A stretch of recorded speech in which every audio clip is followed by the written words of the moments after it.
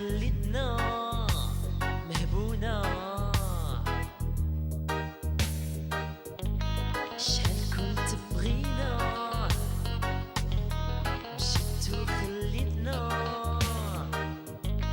يما تبكي عليك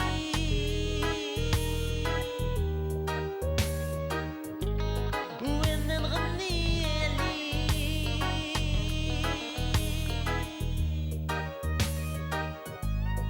هذا مصيبة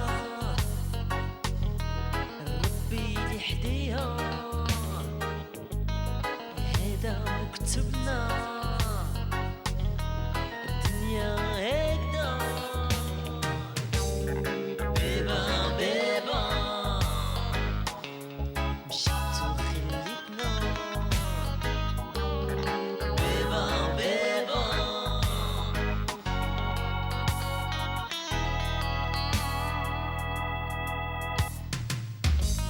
يا ليلي يا ليلي ما يا ليلي يا ليلي يا ليلي Je suis arrivé ici en 1960, moi.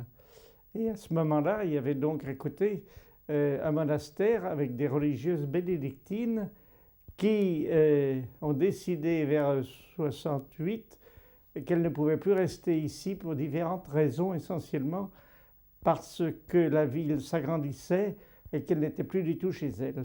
Elles n'avaient plus du tout de tranquillité.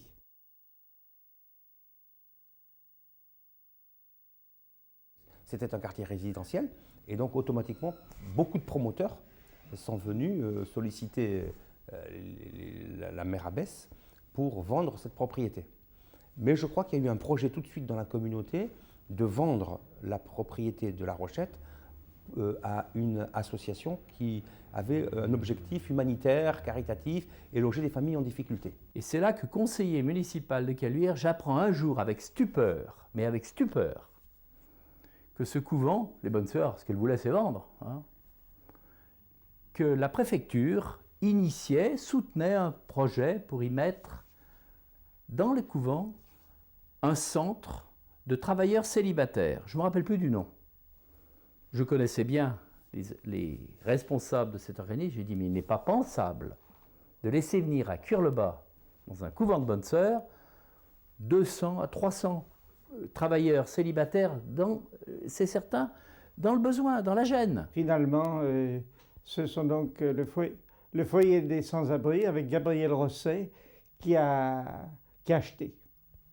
Tout de suite, il a été entendu que l'ensemble des bâtiments deviendrait une maison d'accueil pour personnes âgées, mais les grands terrains, il devait y avoir à peu près 5 à 6 hectares.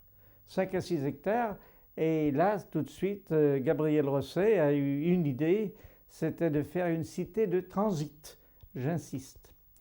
Une cité de transit, c'est-à-dire qu'à l'époque, où il y avait énormément de gens qui étaient mal logés, on les recyclait un peu dans la vie, et puis au bout de 6 mois, 8 mois, au maximum 1 an, ils devaient aller ailleurs. C'était le projet. Les sans-abri s'étaient rendus propriétaires de ce bâtiment religieux qui abritait une communauté, hein.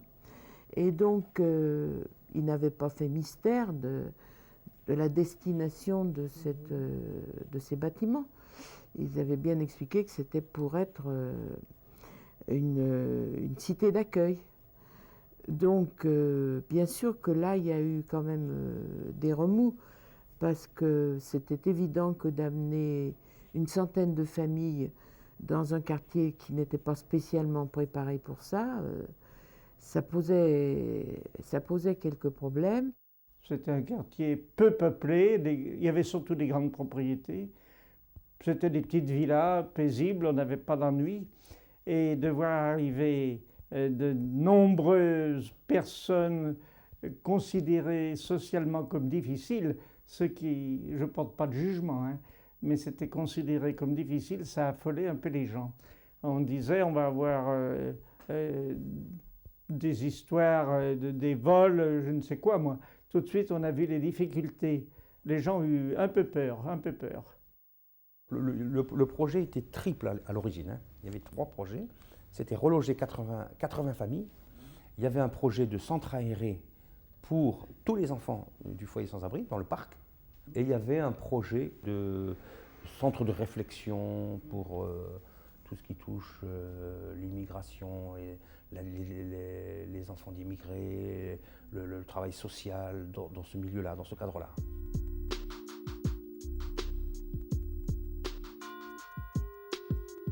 À l'époque de la construction, donc dans les années 72-75, c'est que c'est le foyer Notre-Dame des Sans-Abri qui a mis un terrain qui lui appartient à disposition de l'OPAC du Rhône, qui lui a construit les logements. Donc les logements sont construits par l'OPAC, propriété de l'OPAC du Rhône, mais c'est toujours la SA Gabriel Rosset qui les a gérés.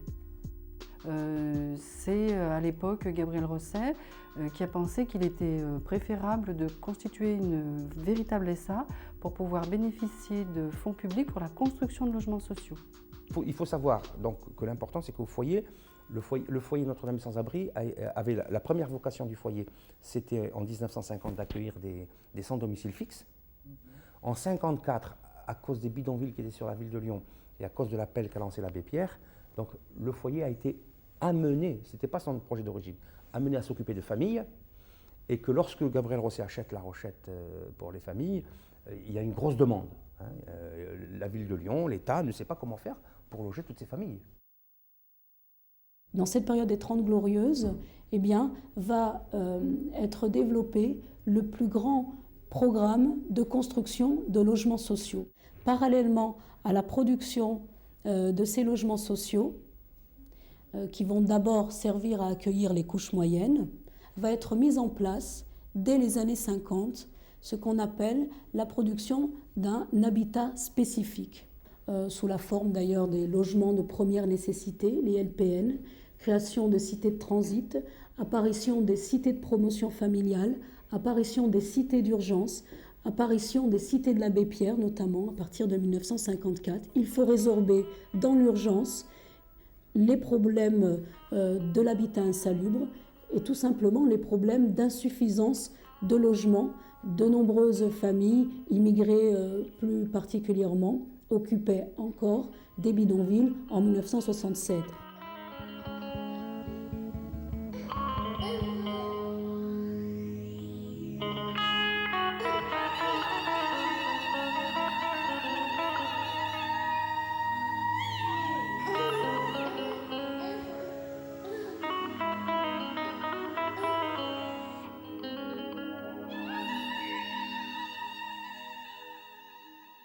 La première fois que je suis venue, j'habitais à Route-de-Vienne. J'ai resté un an à Route-de-Vienne et après on a fait demande à sans-abri. J'ai habité à Vès, c'est-à-dire depuis 1973, je connais sans-abri. À La Rochette depuis 1975, quand Shiraz avait un an. On habitait dans une pièce à Vénissieux, quand on était mariés, avec deux petits-enfants. Et puis, on a fait une demande de logement à sans-abri. Puis, ils nous ont donné ici, sans connaître l'endroit, ni rien. Puis, on est venu, et puis, on est toujours là. Je suis là depuis 30 ans, bientôt 30 ans. On habitait à Dessines, 7 à Dessines. Et après, on habitait juste dans les vieilles maisons, quoi. Et j'avais 3 enfants, j'avais Mohamed, Ahmed, Malika. Et on avait juste une salle à manger et une chambre. Et quand on a fait la demande aux sans-abri, eh ben, ils nous ont dit que c'est quand le bâtiment sera prêt à calouer, on nous donnerait. Et à ce moment-là, c'est quand ils ont fini le bâtiment, c'est nous qu'on a rentré le premier. Et c'est pour ça qu'on a été là-bas, parce que là-bas c'était F4, ils nous ont donné F4. Et on a resté là-bas 30 ans. Ça va, je l'ai aimé parce que c'est calme, il n'y a pas de voitures, il n'y a pas de fumée des usines, c'est-à-dire c'est net, il n'y a rien. Je me suis dit, je suis derrière la Croix-Rouge, je suis dans un trou, et ça, on a failli partir, et puis après j'ai commencé à travailler, vous savez, le travail c'est quand même important. Et moi, pour moi, je trouvais qu'être gardienne, ça me permettait d'être là et d'élever les enfants. Oh là là, quand j'étais à La Rochette, oh là là, j'aimais pas. J'ai pleuré sans arrêt. Parce que comme il y avait la montagne en haut et le bâtiment c'est en bas, on dirait que je suis dans un trou. Et après, tout doucement, j'ai commencé à sortir, je voyais des femmes, je comptais des femmes. On commence à discuter et après, ça va mieux. On était bien avant, hein. C'est pas comme ici, là. Il y avait les jardins, là, il y avait des fleurs et tout. Il y avait des chariots en haut, on a fait de tout en haut. Je suis arrivé là, c'était calme. Vu que c'était calme, en ce moment, c'était un petit paradis. Mais maintenant, maintenant, ça revient presque. En ce moment, on dirait que ça revient comme avant. En fait, on fonctionnait comme un village. Les gens allaient chez les gens, les portes n'étaient pas fermées, on toquait à la porte, on poussait la porte. Et les gens étaient dehors, prenaient le temps de discuter ensemble, on voyait des groupes de mères de famille, de pères de famille. Ça faisait des petits groupes qui discutaient ensemble, c'était assez convivial, quoi. Ah ben moi j'aime bien parce que je suis né là. 32 ans, mais je suis bien. J'ai connu tout le monde et puis on était bien, il n'y a pas de bagarre, il n'y a rien du tout là. Je te dis la vérité, je change pas, même avec un autre appartement, malgré je sais pas quoi, mais je peux pas déménager d'ici. Comme si c'était chez moi là-bas en Algérie. On se connaît tous. On a des enfants qu'on connaît depuis qu'il était bébé jusqu'à qu'il est devenu un homme, il s'est marié et tout. On n'est pas des voisines ici. Le plus, on est confiance entre nous. Même on laisse les portes ouvertes chez nous, là, ici à La Rochette, ça risque rien. C'est-à-dire, on n'est pas des voisines, le plus, c'est des familles ici. On s'aide entre nous. S'il y a quelque chose entre nous, c'est bien. C'est un peu une grande famille, en fait, ce quartier. Parce qu'on se connaît tous. La plupart se connaissent depuis hyper longtemps, nos parents. On se connaît tous, donc on est un peu tous des frères et sœurs. Quand il y a une famille qui fête quelque chose, c'est tout le monde, tout le quartier qui fête avec, c'est ce qui est bien. Et aussi, quand il y a une famille qui a des problèmes, eh ben, c'est tout le quartier qui va aider la famille, qui va la soutenir. Et ça, c'est bien. Enfin, c'est le bon côté du quartier. Quand on sort, on dit bonjour. On parle bonjour et on reste un moment ensemble. Qu'est-ce que tu vas faire le manger? Elle dit qu'est-ce que tu as fait le manger? On va y aller à la montagne, on va faire les courses ensemble, on va y aller au marché ensemble. Depuis ce moment-là, on est bien réunis. La Rochette, ils sont dans mon corps. Ils sont trop dans mon corps. Les femmes, même les hommes, c'est comme mes frères. Les garçons, ils sont grandis tous ensemble. Nos enfants, ils ont grandi tous ensemble. Il y a beaucoup de voisines que je les connais depuis que je suis venue, depuis 1975. On a resté ensemble. Ailleurs, non, moi, je n'ai jamais trouvé ailleurs. Là, ça fait un an que j'habite ici. Je ne connais personne. Deux fois, tu les vois dans l'ascenseur, c'est tout. Bonjour, bonjour. Mais ce qui manque des fois, c'est la vie privée là-bas. On n'a pas beaucoup de vie privée. Parce que tout le monde connaît la vie de tout le monde. Et puis ça parle, alors les gens, ils entendent un petit truc, ils vont raconter autre chose. Et puis ça, c'est lourd à force. Nous, on était à l'Algérie et mon père, il était ici. Moi, on est venu en 59, 60, 61, 62 et je suis mariée en 63. Je suis en France depuis 72. Le mois de septembre, je vais faire 30 ans. Je suis venue avec mon mari. Mon mari, il est venu en 1967 en France. Et après, on est mariés. Je suis venue en 72. Parce que mon mari, il est venu là, il a trouvé l'appartement. Et après, je suis venue. Bon, je suis venu en 1951 et je suis retourné en 53. Quand je suis retourné en 53, 54 a commencé la guerre. Alors là, j'ai dit, il faut retourner en France parce que là, ça va mal. Et je suis revenu ici. C'était facile, ouais, c'était facile et c'était bien parce qu'on trouvait le boulot vite fait. Et on gagnait un petit peu d'argent, on se promenait, on allait n'importe où, on n'avait pas de gens qui... C'est-à-dire, je ne peux pas dire un autre mot, celui qui Ils te disaient, ouais, tu vas chez toi, ou bien parce qu'on était français. Ils ne pouvaient pas te le dire. On était français en ce moment. Quand je suis arrivé ici en France, et je commençais à travailler, ils me donnaient les fiches de paie. Je les déchirais parce que je ne croyais pas arriver à la retraite. Maintenant, je suis à la retraite et il manquait ces fiches de paie. Ouais, ça fait... Oh, j'ai 71 ans. J'ai passé 50 ans ici, 51 ans. 21 ans en Algérie. Déjà 15 ans, j'étais encore avec un petit pantalon jusqu'ici, courir les rues. Alors, j'ai rien passé en Algérie, hein. J'ai passé un petit peu. Le problème, il est vraiment pour le migrant qui décide de faire venir son épouse. Ben, ça veut dire se projeter dans un processus d'immigration qui est quand même un peu moins transitoire. Mais l'arrivée des familles, on le sait, des femmes, des familles, ça va jouer un rôle essentiel dans la sédentarisation du migrant. Ça, c'est inévitable. La cité de Caluire et de La Rochette, ça a été la plus grosse cité du foyer de Notre-Dame sans-abri sans logement. Donc, je crois qu'à l'époque, on peut dire que la population, il y avait peut-être 50%, je le dis que c'est pas des chiffres très précis, mais je crois que ça représente un peu ce qui était là, 50% de Nord-Africains, avec une grosse population, une grosse majorité algérienne. Il y avait des Portugais, des Espagnols. Les Portugais, les Espagnols, il y avait des Russes, aussi, sont donc partis, ils ont réussi à s'intégrer dans la ville. Mais par contre, les Nord-Africains étaient mal acceptés partout. C'est dommage, mais c'était comme ça. Ils devaient être en transit, mais ils n'ont pas pu partir.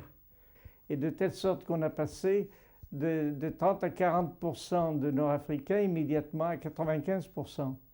Ça a été un déséquilibre.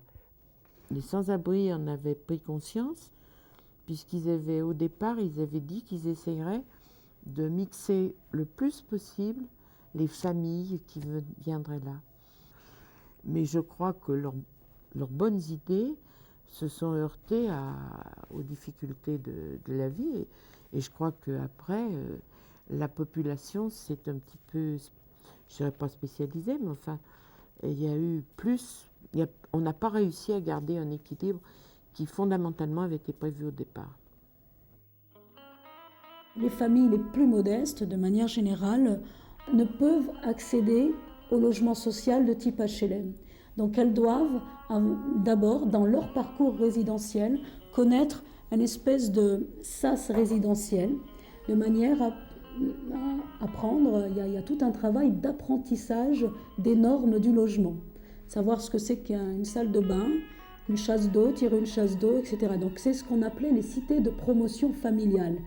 Il faut qu'à la fois les familles qui entrent dans ces logements spécifiques connaissent un peu ce que sont les normes résidentielles, les normes de vie dans le logement, avant d'accéder à plus ou moins long terme au logement social type HLM.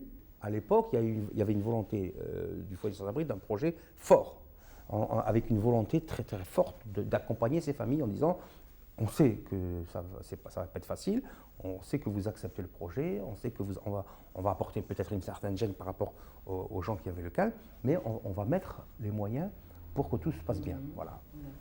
Et je crois que là on a vu toute une action qui s'est développée au niveau du soutien scolaire, au niveau de l'accompagnement des familles, au niveau de l'alphabétisation, au niveau du sport, au niveau de la musique. Il y a eu une osmose entre le quartier et les familles et les jeunes. L'histoire du quartier, c'est le plus important aussi. Ah bah ouais, mais avec les photos, déjà, on peut faire Comment quelque ça a chose. commencé Avec les photos, on peut faire quelque chose. Avec les parents qui vont nous dire. Ouais. On va parler de tout, hein. Ah bah le bois, surtout le bois. Le bois, oulala. Le bois. Ah, il nous a fait grandir, hein. Ouais, le bois, il y a eu beaucoup de choses qui sont passées là. Ah. Il y a une nuit de jeunesse qui s'est fait là-bas. Tu te rappelles des cabanes et tout ça? Ouais. Les cerisiers. Ah ouais, le verger, les grottes. Le petit enfance, on a passé un moment.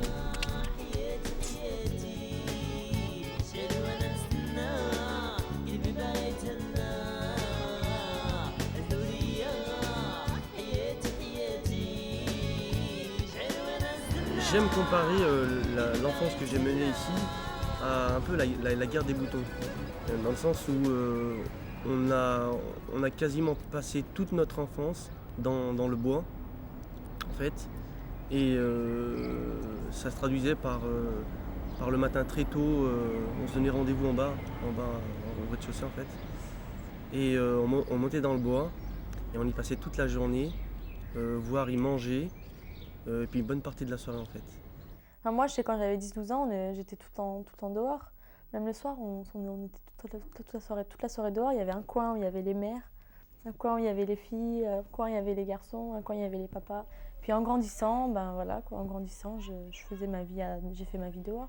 On a eu beaucoup de chance que le foyer Notre-Dame des Sans-Abri, au départ, mette beaucoup de moyens, puisque ça nous a permis, bon moi j'en ai profité, peut-être pas les autres, mais moi j'ai profité des sorties. Et c'est vrai que ça m'a permis, par exemple, d'aller à Marseille, vraiment de sortir de Lyon, alors que je ne pouvais pas. Je veux dire, faut pas se leurrer. La plupart des familles qui sont arrivées sur le quartier de La Rochette, au départ, on avait vraiment des petits moyens. Hein. C'est une famille vraiment très modeste. Il y avait le centre de loisirs déjà. Bon, pendant les vacances, on avait tout le temps des activités. Donc c'était bien, on pouvait bouger, sortir, faire autre chose que d'être dans le quartier. Parce que bon, quand on est petit, on ne sort pas comme ça non plus tout seul. Sachant que nos parents sont pas... Enfin, ils sortent pas, ils vont pas à la piscine, ils vont pas dans des trucs comme ça. Quand on est petit, le centre de loisirs, ça nous arrangeait bien, on sortait beaucoup. En plus, les animateurs, c'était des gens de notre quartier, donc on les connaissait bien. Je suis arrivé, moi, c'était le petit terrain de foot. Et c'est vrai que je me rappelle que c'était tous les jours, on faisait des matchs de foot. Donc c'était dès le matin, le stade, et puis on passait une autre journée au stade à jouer au football, tout ça. Moi, je suis arrivé à la cité en 71. Le bâtiment venait de se terminer. Il y avait le bâtiment 1 qui avait été construit. Le bâtiment 1 venait de se terminer. On rentrait dans des appartements neufs. Au niveau du quartier, on faisait nos tournois de foot là-bas. On s'organisait après pour partir, si on voulait partir en week-end. On n'attendait pas que le centre social ou je ne sais pas quoi. On ne connaissait même pas le centre social. On ne savait même pas que ça existait. Et on s'est organisé comme ça. On s'est organisé un peu dans le quartier. Depuis l'âge de 5 ans, je fais du foot, je ne me suis pas arrêté. Et c'est vrai qu'au lieu de rouiller les soirs, on allait à l'entraînement. Donc on était entre guillemets avec des sportifs, donc à peu près la même mentalité. Le dimanche, on était au foot. Je veux dire, bon, pour moi, c'était important parce que bon, quand il y en avait un d'entre nous qui faisait une connerie, on le reprenait, on disait oh, qu'est-ce que tu fais et tout, ça va pas là. Notre travail a toujours été axé sur la jeunesse pour que ces jeunes-là ne se retrouvent pas dans des circuits parallèles, drogue et le football, nous, ça avait été ça. Ça avait été monter ces jeunes-là pour qu'ils puissent jouer. Il n'y avait pas a priori, on n'avait pas d'objectif de résultat au départ. Et nous, on est monté quand même de bas jusqu'en haut. C'est-à-dire qu'on arrivait quand même à un niveau ligue qui est le summum au niveau du département.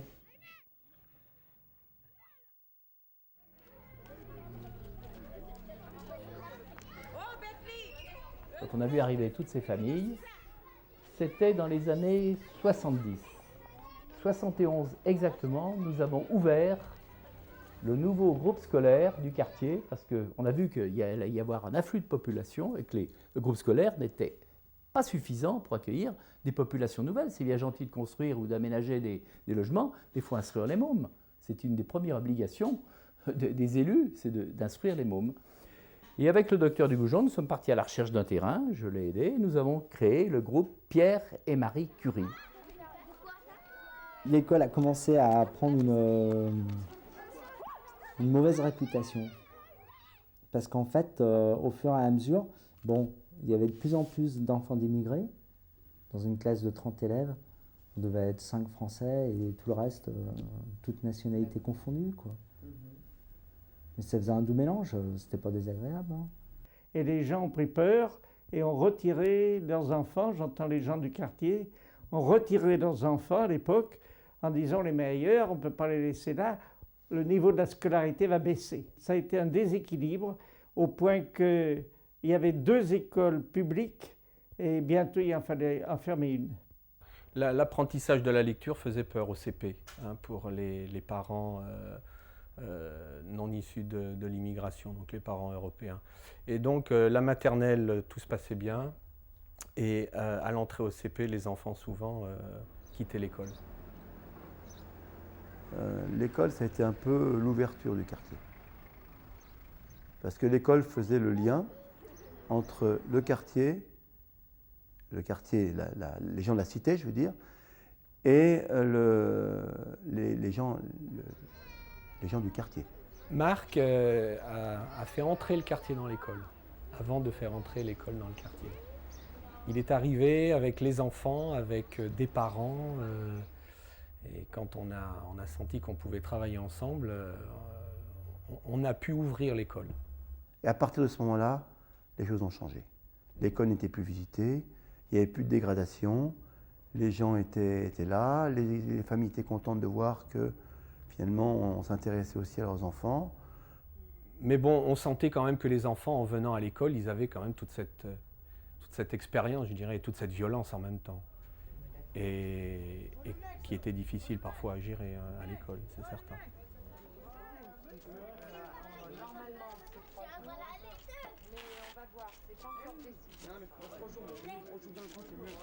Pour les enfants de La Rochette, il fallait leur montrer qu'on pouvait s'affirmer sans violence. Donc je suis parti de là et au départ, on a fait des petites scénettes qu'on a présentées à la fête de l'école. Donc c'était un truc de 5-10 minutes, mais bon, ça permettait aux familles de voir la relation qu'il y avait déjà entre l'animation et l'école. Et on a fait jouer à des gens de La Rochette, notamment un petit Turc. Il avait 2 de moyenne générale en CE1. 2 de moyenne générale en CE1, il faut quand même le faire. Et il a quand même apporté une confirmation de ce qu'on pensait au départ. C'est-à-dire que même s'il avait 2 de moyenne générale, il était capable de comprendre un texte en français, de le lire et de le jouer. Et même les parents de ces enfants disaient que l'école, c'était vraiment le cœur du quartier. Et que si l'école disparaissait, parce qu'à plusieurs reprises, on a eu des fermetures de classes, et les parents étrangers, à ce moment-là, réagissaient, disaient « mais l'école ne peut pas disparaître. Nous n'en avons pas eu ou nous l'avons mal eu, et l'école de Pierre et Marie Curie ne peut pas disparaître. » Et maintenant, c'est un petit peu plus soudé. Puis je pense que les gens du quartier veulent la sauver, l'école. Parce qu'elle a été menacée de fermeture, etc. Il y a eu plein de problèmes et tout. Donc je pense qu'on n'a pas envie de perdre notre école. Et puis bon, on évolue dans un quartier, on a envie de connaître ses voisins. Donc je pense que c'est intelligent de laisser ses enfants fréquenter tout le monde, quoi.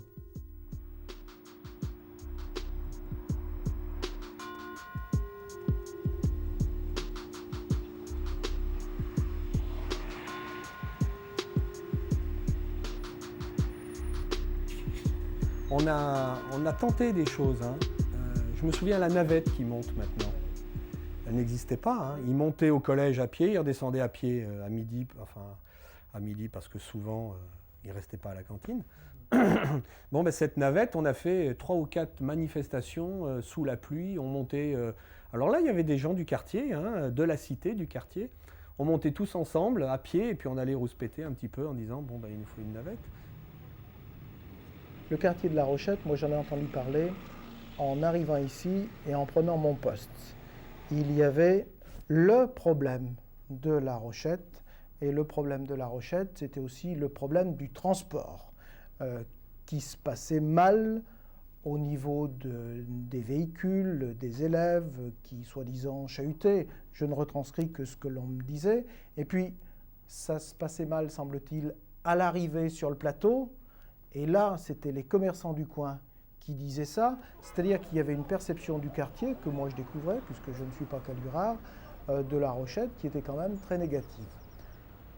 Ça s'est régulé, j'allais dire, grâce à la bonne volonté de plein de gens, aux interventions conjointes du collège, des parents d'élèves, avec un travail avec les TCL, les cars Philibert. Et je crois que maintenant, c'est entré dans les normes, c'est acquis et ça ne pose plus de problème. Mais c'est fort! Non, il faut que ça fait diviser. Non, parce qu'il n'a pas lâché les stats. Il n'a pas lâché les stats. La Slovaquie. Et au départ, il y avait des gens très très engagés, très généreux, qui s'appelaient Monsieur et Madame Mathieu. Ils habitaient là-bas et je pense qu'ils étaient jeunes retraités et ils se sont donnés à fond pour le soutien scolaire. Donc chaque fois que tu fais une dictée, si tu analyses tous les mots comme ça, hein, tu vois s'il y a des fautes ou s'il n'y a pas des fautes. Hein, parce que tu te poses la question, est-ce que c'est masculin ou féminin, hein, pour mettre l'accord, si c'est singulier ou si c'est pluriel, hein, et puis la fonction. Donc si tu fais ça pour les dictées, tu es à peu près sûr d'avoir une bonne note. Si tu as le verbe être, c'est qu'elles sont passives. Elles sont passives, elles se sont laissées construire, elles n'ont rien fait, les pyramides. C'est les Égyptiens qui les ont fait. Ok?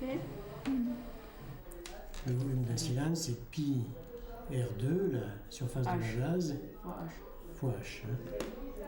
Pi R2 fois H. Moi, depuis que je suis entrée en CP, au début, je venais que les mercredis. Toute la primaire, je venais que les mercredis. Et puis, quand je suis entrée au collège, je viens les lundis soir, mercredi après-midi et le jeudi soir aussi. Moi, je veux aller en première S et je viens surtout voir les profs de physique et de maths. Grâce à eux, j'ai trouvé un truc en moi. Je savais pas que les maths, je savais pas que j'étais bonne. Moi, c'était normal les maths pour moi. Puis maintenant, je vois je m'intéresse beaucoup à la chimie, à la physique et tout ça. Et je sais déjà ce que je veux faire. On s'aperçoit quand même globalement, mais c'est des constats que l'on fait au niveau de la France, au niveau des quartiers un petit peu difficiles et qui valent un petit peu partout. Les filles réussissent mieux que les garçons. Ça, c'est clair. Et je crois qu'il ne faut pas chercher bien loin l'explication. Les filles ne travaillent pas mieux, elles travaillent plus que les garçons. Culturellement, je crois qu'elles ont été habituées à travailler plus, effectivement, et elles conservent ça dans leur parcours scolaire. Le garçon étant un peu privilégié par tout le monde, par la maman d'abord, hein, par le père de famille également. Donc, sauf quelques éléments particulièrement accrocheurs et qui travaillent beaucoup et bien, pour la plupart des élèves, c'est difficile. Et on est plus calme. Et puis, le fait qu'on est plus souvent à la maison, on travaille. Parce que les garçons, ils rentrent, ils posent leur sac, ils sortent et puis ils s'amusent. Et il n'y a que ça, quoi. Et c'est peut-être ça qui joue aussi sur la réussite scolaire. Les garçons, ils viennent, ils mangent, ils font sa douche, ils font sa prière, ils regardent la télé, autrement ils vont dehors. Moi, les garçons, quoi qu'on dise, hein, c'est les garçons. Chez les musulmans, les garçons, c'est les princes, entre guillemets, mais bon, ça leur pose pas problème. Chez les filles, après, moi je sais quand tu travailles, que tu rentres chez toi à 7h, les gens ils sont dehors, elle rentre à 7h du soir, c'est tard, puis ils commencent à jaser, et puis ça c'est énervant. Parce que les garçons, c'est pas pareil, les garçons, c'est des garçons, non, l'idée c'est des garçons. Les garçons, moi j'aime pas qu'ils vont me faire la vaisselle, je veux pas qu'ils vont me faire à manger. Mais les filles, moi je voudrais qu'ils fassent ça pour qu'ils l'apprennent. Parce qu'autrement, quand il se mariera, il va avoir s'amuser après, il ne sait même pas faire laver un verre. C'est obligé, il faut que je les prenne pour être propre.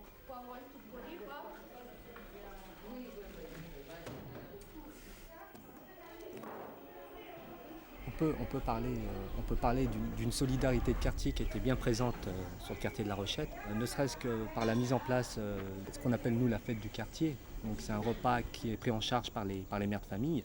Elles s'organisent toutes seules, hein, elles font une quête dans toutes les familles, elles vont faire les courses toutes seules, elles le préparent et ça existe depuis bien 20 ans. Et ça demande une solidarité, on va dire, de quartier et ça existe toujours. Je veux dire, ça ne s'est pas essoufflé.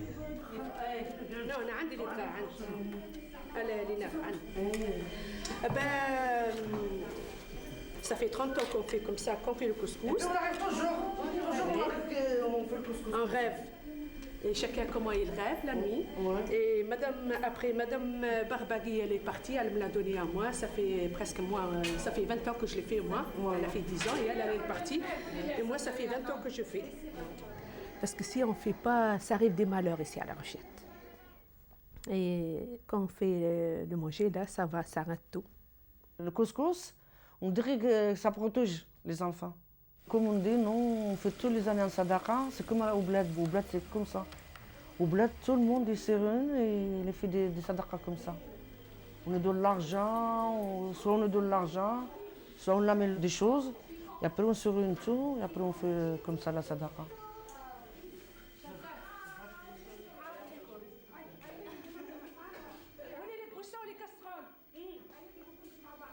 C'est familial, c'est quand il y a une fête, on mange ensemble,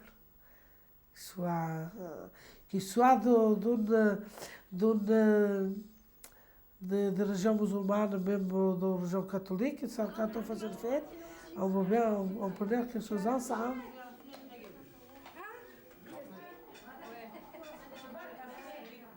Ben, je vais te parler par exemple du ramadan.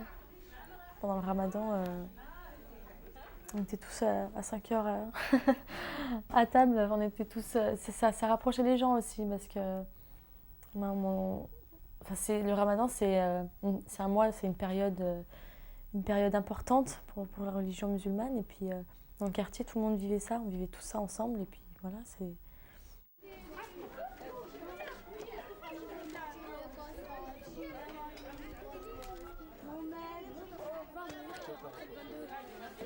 C'était super, c'était bien pour ce temps-là, c'était vraiment confortable, c'est toujours plus confortable.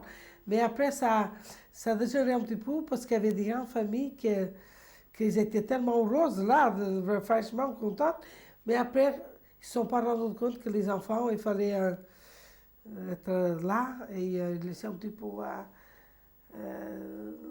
surtout les garçons. Dehors et après ça a commencé un peu à dégénérer. Mais ça allait à peu près. Moi, je suis encore là.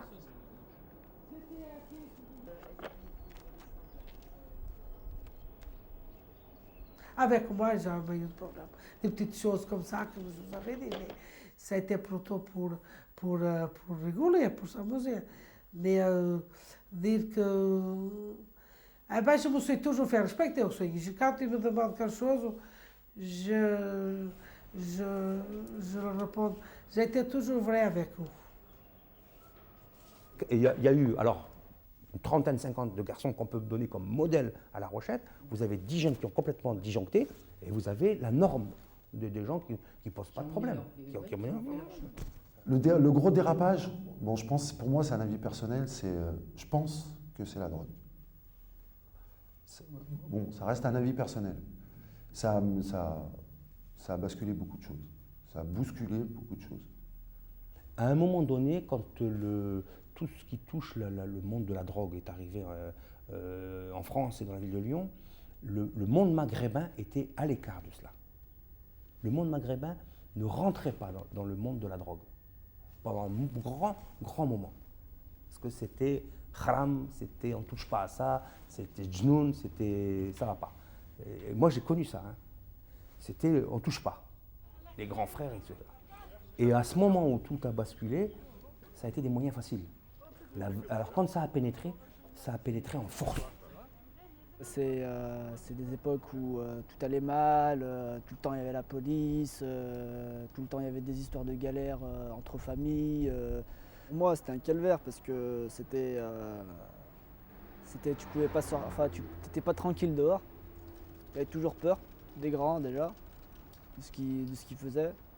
Donc c'était une galère et pour nos parents ils avaient peur pour ça aussi, donc ils ne nous laissaient pas trop sortir. La chance que j'ai eue moi, c'est que les jeunes qui étaient à La Rochette, au début de La Rochette, c'était des jeunes ados.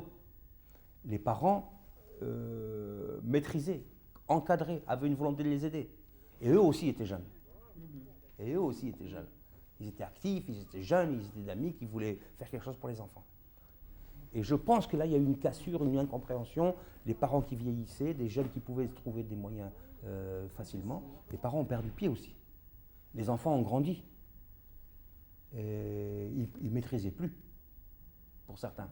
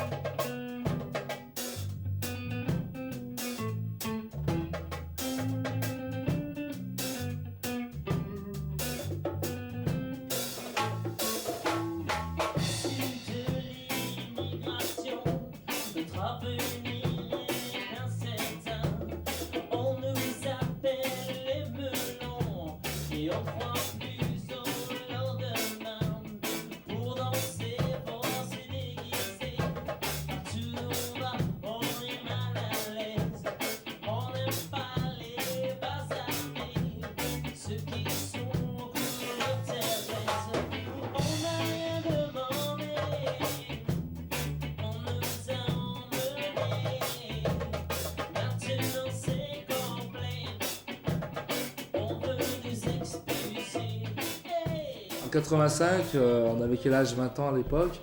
Donc il y avait 2-3 familles ici, avec des musiciens. Il y avait un chalet à l'époque que nous mettait à disposition le foyer des sans-abri. Et c'était un très beau chalet, très bien équipé. Ils nous ont fourni des instruments comme une activité, quoi. Et on a monté un bon groupe de reggae. Et puis on a eu la chance de rencontrer Jimmy Cliff, Alpha Blondy. On a eu carrément un contrat. On est parti à Paris faire un maxi 45 tours, un 33 tours qui est resté dans les coffres malheureusement. Parce qu'après, en fait, on n'était pas prêt à ce succès qui s'annonçait. Parce qu'on est issu de quartiers, on va dire, défavorisés, quoi. Pour nous, ça nous a dépassé.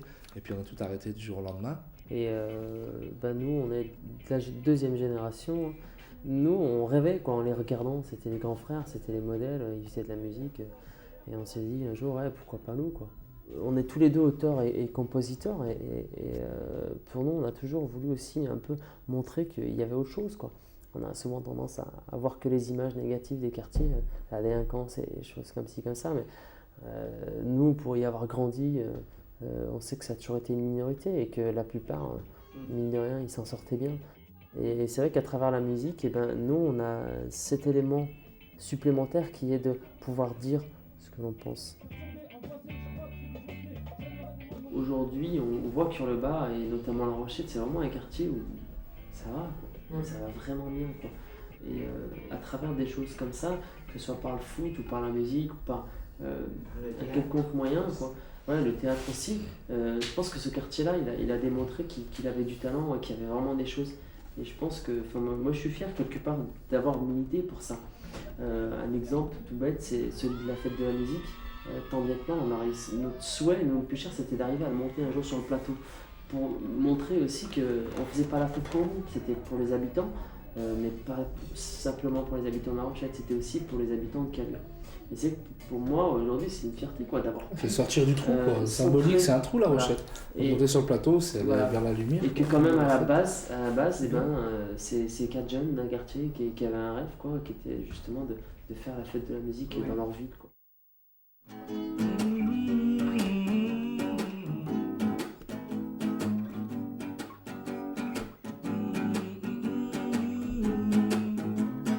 Issus de l'immigration, notre avenir est incertain. On nous appelle les melons, on croit plus au lendemain. Pour danser, faut se déguiser. Partout où on va, on est mal à l'aise. Ouais, on n'aime pas, non, les basanés. Ceux qui sont couleur terre-glaise, on n'a rien demandé, on nous a emmenés. Maintenant c'est complet, on veut nous expulser, on n'a rien demandé. Il faut savoir que tout au début, le quartier, ce qui était intéressant, c'était ce mélange. Puis au fil des années, des familles maghrébines ont pris la place des familles européennes, on va dire ça comme ça, pour arriver maintenant à ce que ce soit les familles maghrébines qui s'en aillent et que ce soit d'autres familles, soit des pays de l'Est, soit d'Afrique centrale qui arrivent. Donc je sais pas, c'est une chaîne. J'habite à Whitby rue du Capitaine Ferber à Caluire. Ça fait bientôt 4 ans. Là, j'habitais avant à Lyon 4e, à la rue d'Ibre. C'était dans les mêmes HLM. J'ai demandé une mutation en fait, de me chercher un autre appartement parce que là où j'habitais, c'était trop petit. Je suis arrivé en février 2001. Je viens du Nord, très exactement de Maubeuge. Et j'ai décidé de revenir par là parce que par rapport à ma famille, j'ai beaucoup de famille ici. Et j'ai contacté des amis qui m'ont donné cette adresse. Et j'ai écrit, on m'a répondu. C'est les seuls, j'ai fait peut-être 20 demandes de logement à Lyon. Et c'est la seule réponse que j'ai obtenue, favorablement. Et donc, j'ai pris ce qui se présentait. Hein. J'avais pas le choix. C'est un quartier qui est bien, en fait. Tant qu'on ne me dérange pas, en fait, je suis très, comment on dirait en fait, j'aimerais bien de rester avec eux en fait. Parce que je ne me sens pas que je suis une étrangère ou quelque chose en fait. Dès que les premiers jours que je suis venue ici, ils m'ont bien aidé. Même, on ne se connaissait même pas, ils m'ont aidé pour faire les déménagements en fait. Mais je trouve qu'on est un peu isolé du reste de la ville, du monde. S'il y a un coin où les gens ils ont peur de rentrer, les gens de genre européen. Il y a certains qui ont peur, tu leur parles de La Rochette, ils ne viendront pas. Puis c'est vrai que le quartier il est implanté à Caluire. Caluire, sachant que c'est une ville un peu bourge, c'est très... il n'y a pas beaucoup d'Arabes, on va dire. Et puis La Rochette, c'est en plein milieu, et puis c'est un quartier où il y a que des étrangers. Donc c'est peut-être ça qui fait peur, aux gens. Tu habites à La Rochette, tu es malpropre, si j'ose dire. Parce qu'avec tout ce qu'on entend là, La Rochette, pour nous on n'est pas intégrés, hein.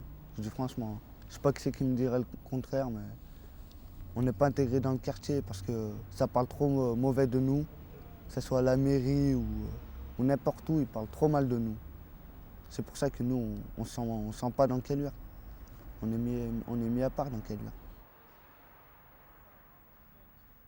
Par rapport à moi, il n'y a pas de problème, mais les gens qui me disent « Ah, vous habitez à La Rochette, n'avez pas peur la nuit, vous n'avez pas... » En fait, on me dit des fois. Mais quand je prends les taxis de la gare et je dis « J'habite à La Rochette, à 8 bis rue du Capitaine Ferber », il y a des taxis qui me disent « Non, on ne va pas y aller dans ce quartier. » Pourquoi? Parce que c'est pas bien, en fait. Je demande à quelqu'un de ma classe viens me chercher au quartier. Il dit non, t'inquiète, je passe pas par là-bas. En fait, ils ont peur qu'on leur fasse quelque chose parce qu'ils ont entendu des rumeurs du quartier. Mais nous, on va rien leur faire parce que nous, c'est pas nous qu'on a fait ça, c'est les plus grands en fait. Eux, ils ont encore peur en fait. Et à chaque fois, ils disent comme quoi on est mauvais. Dès qu'on les voit, on est mauvais avec eux. Parce qu'ils disent comme quoi nous, on est mauvais. Comme quoi on est des sauvages et tout ça. Alors que c'est pas vrai. Et dès qu'ils nous disent ça, on va mal le prendre. Et c'est là qu'ils vont voir qu'on est mauvais. Et là, en fait, c'est la réaction de tout le monde, ça. Et ça me plaît pas beaucoup, quoi. Alors que le quartier, il a bien changé. Il faudrait qu'ils viennent voir comment il a évolué, le quartier.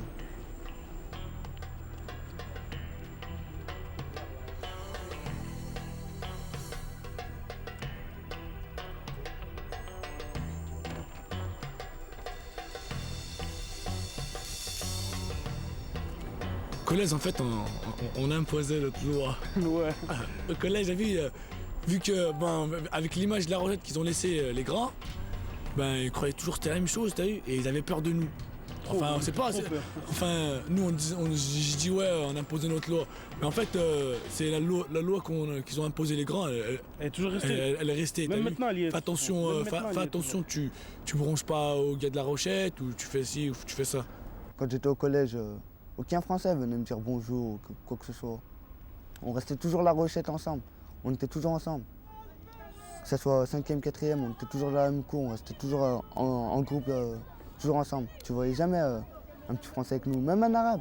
Des autres quartiers ne venaient jamais avec nous. Ils avaient peur, je ne sais pas ce qu'ils avaient. Ils ont besoin de revendiquer leur appartenance. Mais c'est plutôt une bonne chose. Il faut s'accrocher à des racines pour avoir une identité. Et en ce sens-là, me semble-t-il, c'est une bonne chose que de revendiquer une identité. On le voit dans la cour de récréation, on le voit au portail, il y a effectivement cet instinct grégaire qui fait qu'ils se rassemblent. On le voit sur des inscriptions quelquefois. Il est nécessaire de faire reconnaître, il y a La Rochette quelque chose, donc on a besoin de faire reconnaître ce quartier-là.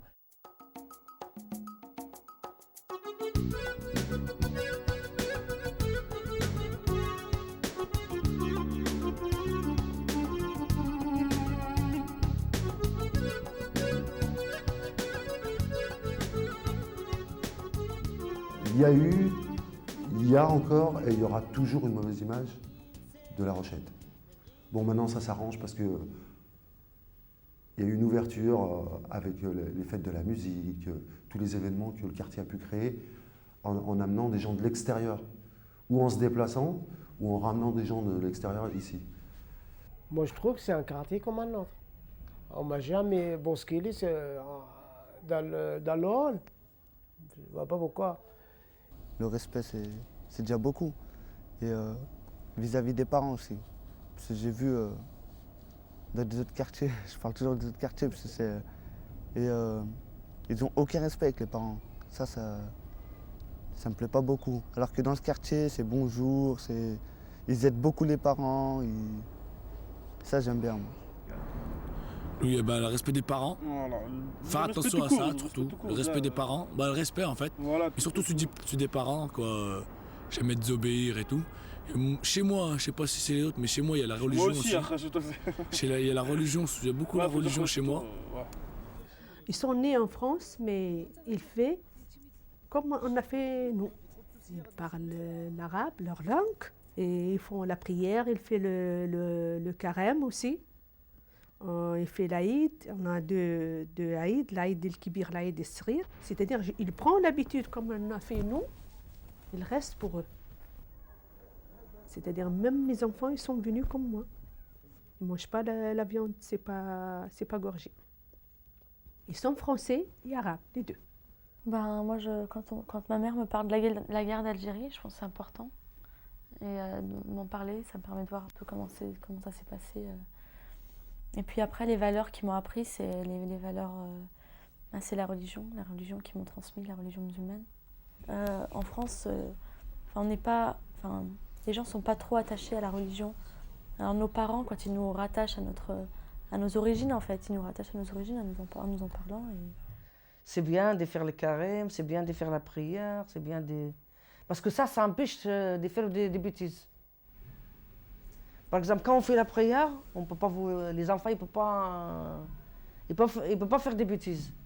Parce que ici, quand ils prient, ils savent qu'est-ce qu'il dit le Dieu. En fait, nous on parle de la religion, mais elle en a sorti plein de la merde. Hein. Ouais. Il y en a plein là, je sais pas. Il y en a, ils sont, tu sais, ils étaient partis en couille, et commencent à aller à la mosquée, c'est bon, ils sont revenus dans le droit chemin, c'est bon.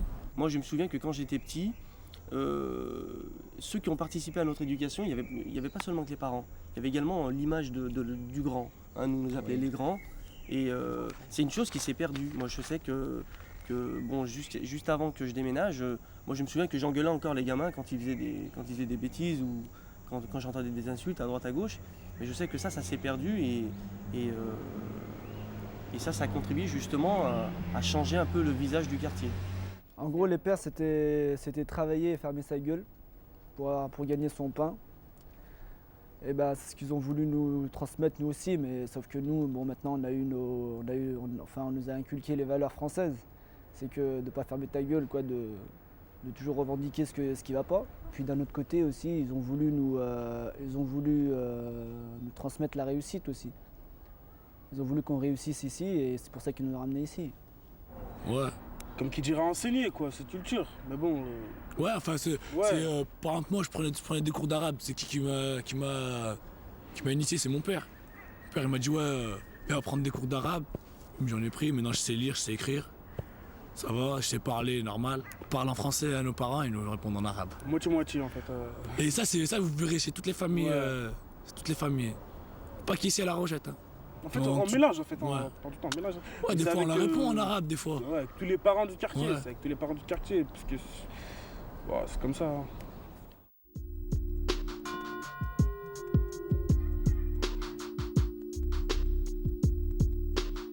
Ah bah, il manque tout, là. On n'a pas de la lumière, on a les arbres là, qui tombent partout. Ils font rien, là. Vous savez, il manque beaucoup de choses ici dans ce quartier. C'est pas rien que comme ils ont fait le petit stade là. C'est pas un stade, ça. C'est une boîte d'allumettes. Boîte d'allumettes, on ne peut pas jouer dedans. Il faut déjà une petite salle comme ça pour les moins jeunes, pour ceux qui... Ils peuvent faire un petit peu de baby-foot, un petit peu de... Les jeux, quoi. Les jeux, et en plus, bibliothèque, moitié bibliothèque, moitié jeu. Ils en ont un petit coin là-bas qui fait 1 mètre carré. Les pauvres, ils sont en train de jouer là. domino ou bien passer le temps comme ça, mais quand il fait froid, comment ils vont faire quand il fait froid? J'aimais bien qu'ils arrangent un petit peu les montées d'escaliers, enfin, qu'ils ferment les portes, qu'ils fassent un petit peu plus comme tout le monde. Et donc la réhabilitation de la cité de la Rochette était prévue au plan de patrimoine. Bon, ce qui s'est produit, c'est qu'effectivement, l'ASA a toujours des difficultés financières et n'arrive pas à équilibrer ses opérations. Son plan de patrimoine donc, a été ralenti. De plus, entre-temps, c'est vrai que les élus locaux, les partenaires, tout ce qui se passait un petit peu autour de ce site conduisait à se dire, bon, il y a des difficultés sur le site, le bâti n'est pas très beau, comment est-ce qu'on pourrait faire? Bon, on va peut-être attendre avant d'investir et de réhabiliter, attendre et réfléchir. Bon, à l'étude, maintenant, on essaye de mettre en œuvre une réhabilitation dans les prochaines années, mais on ne sait toujours pas vraiment sous quelle forme, si on va restructurer profondément le quartier ou si on va se contenter bon, d'un gros investissement sur le bâti actuel.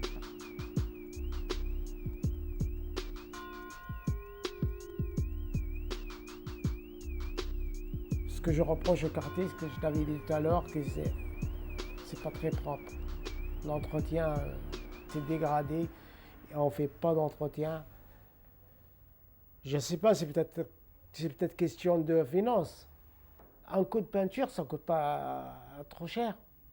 D'abord les appartements, parce que les appartements, c'est pas, en fait, c'est les HLM qui s'occupent. Je sais pas si on dirait que c'est des vieux, en fait, des vieux appartements, par rapport, surtout les boîtes à lettres, en fait. Il faut responsabiliser les gens un petit peu. Moi, je dirais, c'est mon avis personnel, hein. Responsabiliser les gens d'ici, qui habitent dans le coin. Avoir au moins une commission ou quelque chose comme ça, genre de commission, qui s'occupe de tout ça, qui surveille. Si on responsabilise les gens qui habitent, et eux, ils peuvent peut-être faire quelque chose. La première chose, je pense, pour moi, à mon avis, c'est d'améliorer l'habitat. C'est la première chose. Quelque part, ça amènera que du bien. Parce que vivre dans des endroits... Bon, on n'a pas à se plaindre, on a un toit, merci, tout va bien, quoi. Mais on vit dans un endroit qui est assez vétuste. Ben, ça serait bien qu'il nous arrange un peu les apparts. Ça aiderait à mieux vivre. Et, au lieu de mettre bêtement des pierres pour éviter qu'il y ait des voitures qui circulent, ça aurait été plus logique ou plus humain de faire des balançoires pour les gamins, ou une aire de jeu pour les gamins, parce qu'ils ont claqué de l'argent pour rien, quoi. Il y a quand même eu des efforts de fait parce que la cité a été réhabilitée dans les années 80, entre 89 et 90. Donc il y a eu un minimum d'investissement. En revanche, ce qu'on peut dire, c'est que les choix techniques n'ont peut-être pas été forcément les bons, puisque on sait que techniquement, ce bâti aura toujours une difficulté, puisqu'il est adossé à une colline, qui cette colline apporte énormément d'humidité et coupe aussi de la lumière et du soleil. Et le fait aussi que le bâti n'ait pas été isolé depuis l'origine, il y a des désordres techniques flagrants actuellement. Mais ce qu'il y a, c'est que nous aussi, on s'est réveillés. C'est déjà des jeunes de un petit peu de 25 à 30 ans, un petit peu plus, qui ont décidé d'ouvrir une association ici à La Rochette, une association culturelle donc, avec la mosquée de La Rochette. Hein, et avec cette association aussi, faire une association de tous les locataires de La Rochette, quoi. Et là, on sera entendu.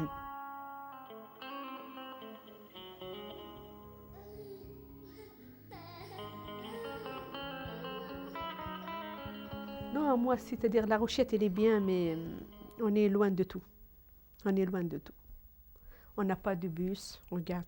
C'est trop loin, de là jusqu'à l'arrêt, c'est trop loin. Oh là là, il manque beaucoup de choses. Il manque déjà les transports, il n'y en a pas beaucoup. Et comme il n'y a pas de magasin, il n'y a pas de marché, il n'y a rien là-bas. Il n'y a rien. Il faut que tu vas au marché, tu vas rester une demi-heure à attendre le car pour venir. C'est que Caluire, ce n'est pas une commune facile. Ce n'est pas un point central et puis des cercles concentriques. Ce n'est pas ça. Hein. C'est la Bosse, tout en longueur, avec le Rhône, la Saône.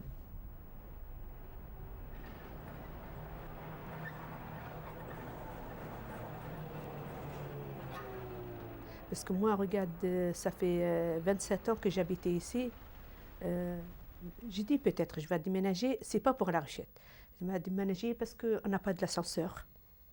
On n'a pas de... Auchan, elle est trop loin. Et si on a des grandes surfaces et on a l'ascenseur à La Rochette, je ne déménage pas moi ici. Je reste là. Toute ma vie, je reste là. Mes enfants, ils m'ont dit de partir d'ici. Et moi, je ne veux pas partir d'ici.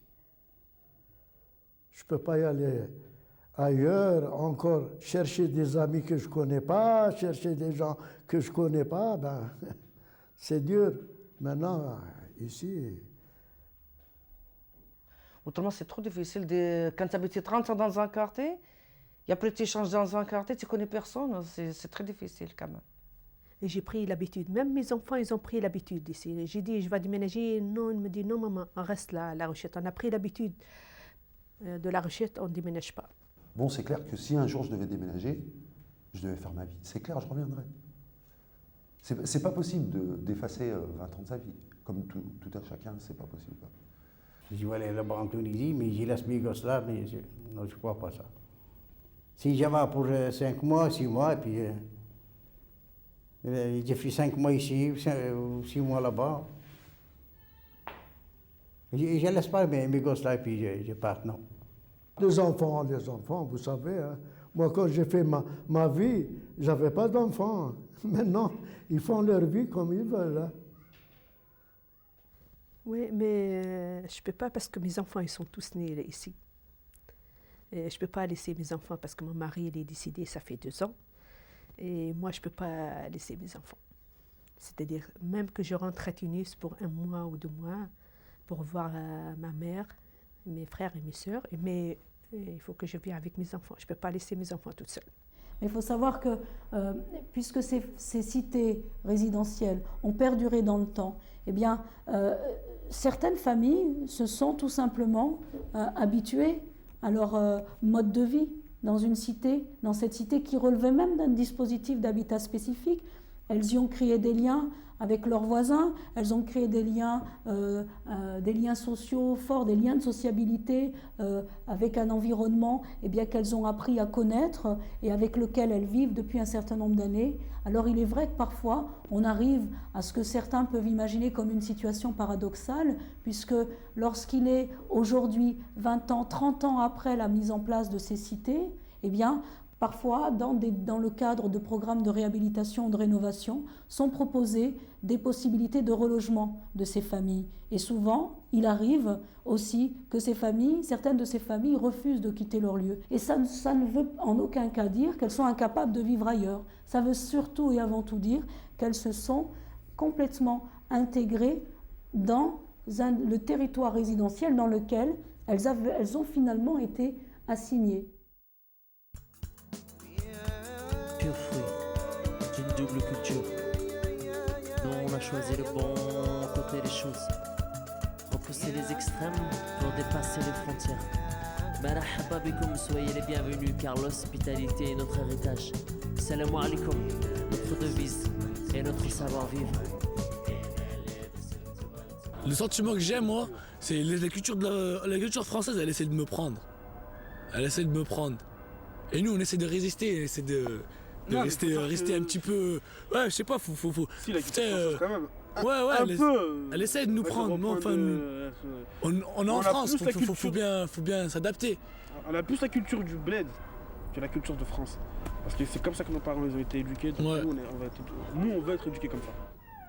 C'est pas beaucoup français, hein, parce qu'avec comment ils parlent les Français, là, avec le racisme et tout ça, je me sens plus maghrébin. Quand je vais en Tunisie, on me dit immigré, et quand je vais en France, on me dit immigré. Je sais pas où aller. Pourquoi on va jusqu'au bus en fait?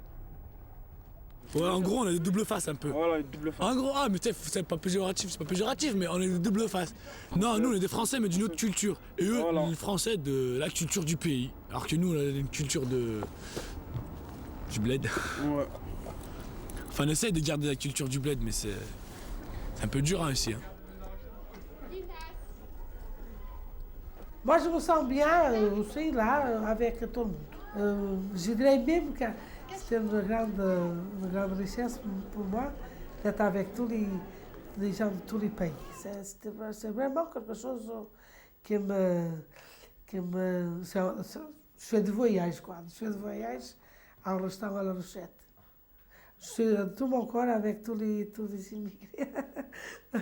Parce qu'on dirait que je suis immigré aussi. On n'a rien demandé, on nous a emmenés.